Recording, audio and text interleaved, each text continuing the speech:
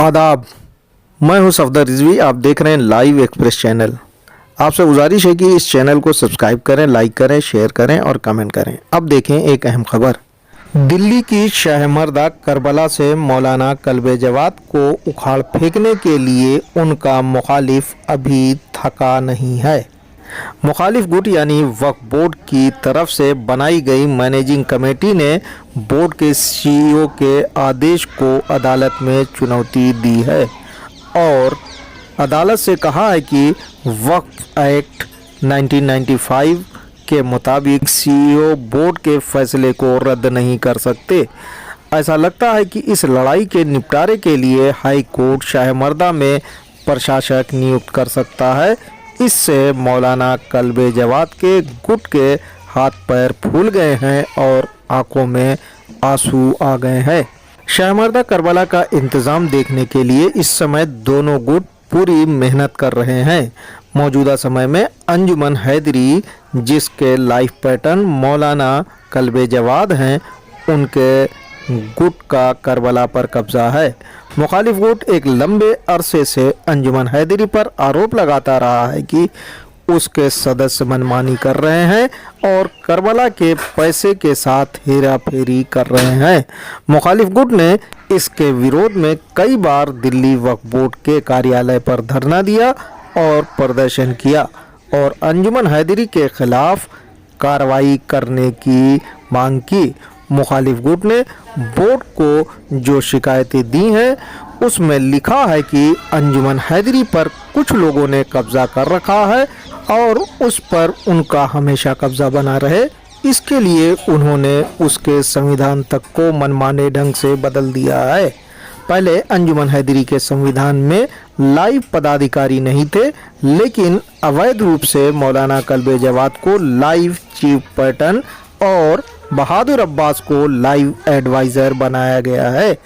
ऐसा इसलिए किया गया है ताकि ये दोनों अंजुमन हैदरी में बने रहें और मनमानी करते रहें।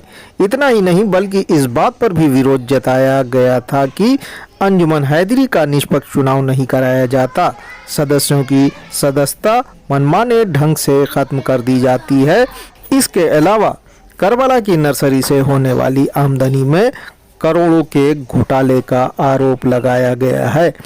इन्हीं आरोपों को देखते हुए बोर्ड के चेयरमैन अमानतुल्लाह खान ने बोर्ड की बैठक में मौलाना कल्बे जवाद की सरपरस्ती वाली अंजुमन हैदरी को हटाकर नई मैनेजिंग कमेटी गठित की थी और अंजुमन हैदरी को निर्देश दिया था कि वो मैनेजिंग कमेटी को 1 महीने के अंदर चार्ज दे दे।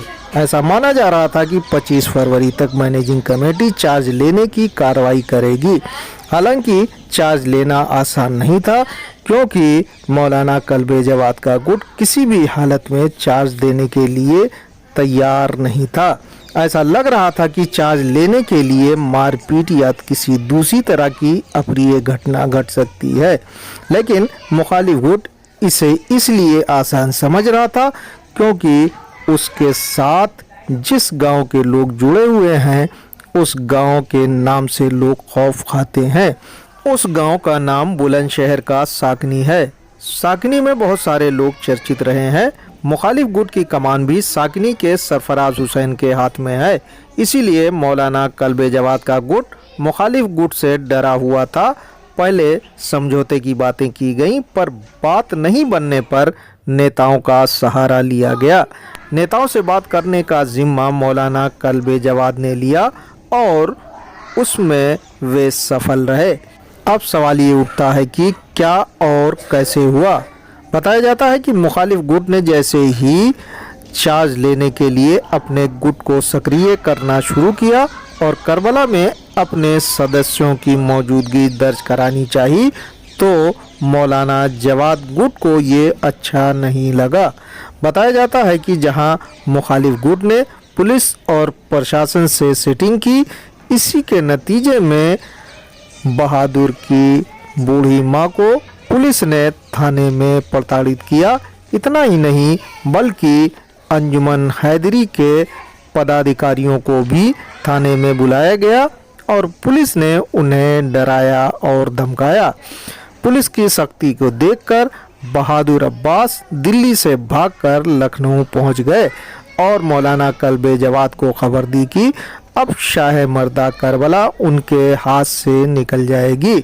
इस पर मौलाना कल्बे जवाद ने भाजपा के नेताओं से संपर्क साधा और कहा कि वे अपील करके 160 सीटों पर असर डाल सकते हैं। इसके लिए तय पाया कि पहले मुसलमानों से बीजेपी को वोट देने की अपील करें, उसके बाद ही कोई कार्रवाई की जा सकती है। इसे देखते हुए मौलाना कल्बे जवाद ने आनन फानन में योगी को शुक्रिया अदा करने के लिए अपील कर डाली और मुसलमानों से कहा कि उन्हें भाजपा को वोट देना चाहिए। साथ ही उन्होंने ये भी कहा कि उनकी भाजपा नेता राजनाथ सिंह से बात हुई है कि वे शाह मर्दा के मामले में मदद करेंगे। शाह मर्दा का मामला दिल्ली सरकार से जुड़ा हुआ है। ऐसे में ये सवाल उठना लाजमी था कि भाजपा के नेता राजनाथ सिंह क्या और कैसे मदद करेंगे।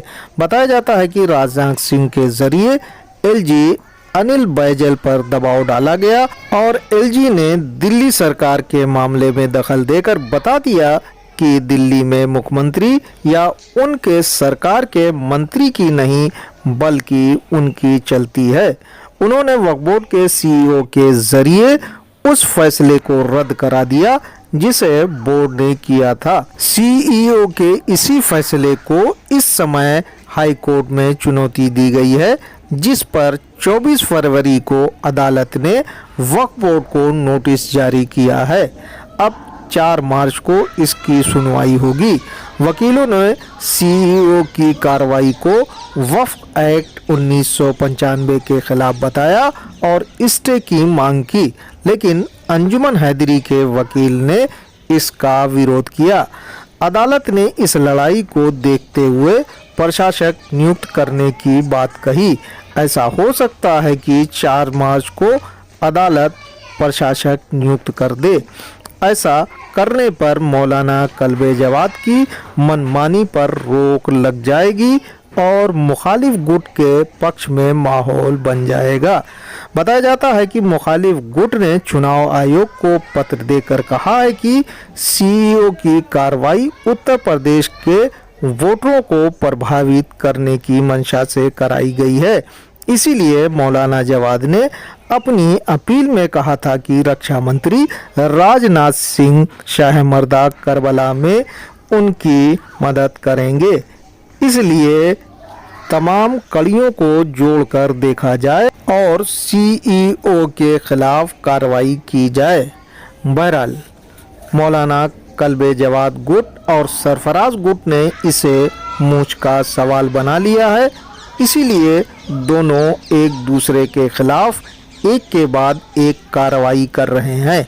कामयाबी किसे मिलेगी ये तो समय ही बताएगा। फिलहाल अभी मौलाना कल्बे जवाद के गुट का पलड़ा भारी है, क्योंकि वो सरफराज गुट के 4 लोगों को करबला में डकैती के आरोप में जेल भिजवा चुके हैं, जिनके बारे में सरफराज गुट का कहना है कि वे सभी निर्दोष हैं। इसके अलावा मैनेजिंग कमेटी को रद्द करवाने में भी मौलाना कल्बे जवाद के गुट को कामयाबी मिली है, लेकिन अदालत में दी गई चुनौती पर होने वाला फैसला मुखालिफ गुट के सरफराज के चेहरे पर फिर से हंसी ला सकता है। आपसे गुजारिश है कि इस चैनल को सब्सक्राइब करें, लाइक करें, शेयर करें और कमेंट करें।